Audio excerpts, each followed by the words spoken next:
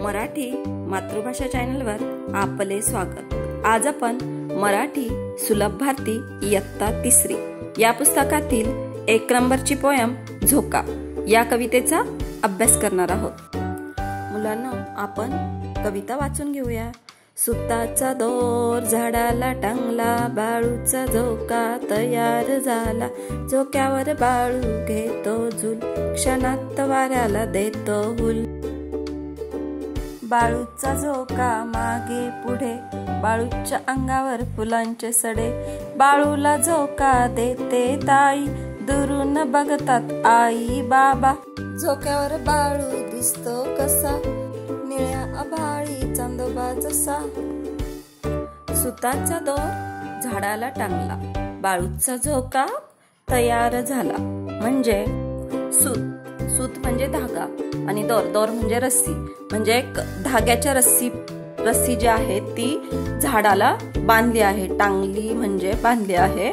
आणि मग बाळूचा, इथे बघा तुम्हाला शेजारी चित्र दिसतंय, त्याच्यावर एक मुलगा बसलेला आहे, त्याचं नाव आहे बाळू। त्याने झाडाच्या एका फांदीला झोका बांधला आहे आणि तो त्या झोक्यावर बसला आहे, त्याचं नाव बाळू आहे। आणि तो ज्या झोक्यावर बसलाय तो झोका कसा तयार झालाय, एक सुताचा दोर घेतलाय आणि तो झाडाला टांगलाय म्हणजे बांधलाय।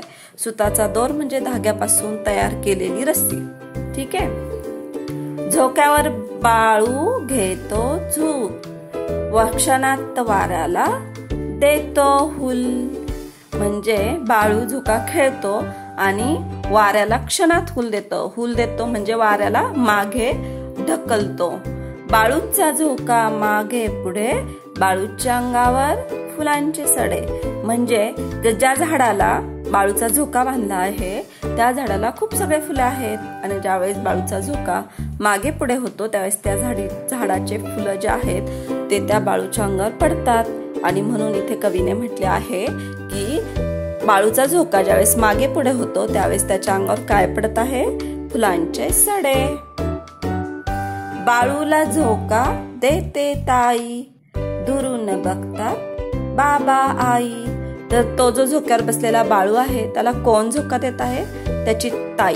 इथे चित्रात पण दिसते बघा, आणि दुरून त्याचे आई बाबा बघतात ते।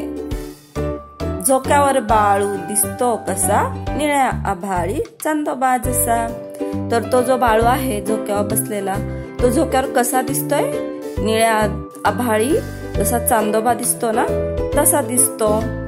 तर ही कविता लिहिली आहे दादासाहेब कोते यांनी। मुलांनो, कशी वाटली तुम्हाला ही कविता? कविता आवडली असेल तर अशाच नवीन कविता आणि धड्यांचा अभ्यास करण्यासाठी मराठी मातृभाषा चॅनलला सबस्क्राईब करा। थँक्यू।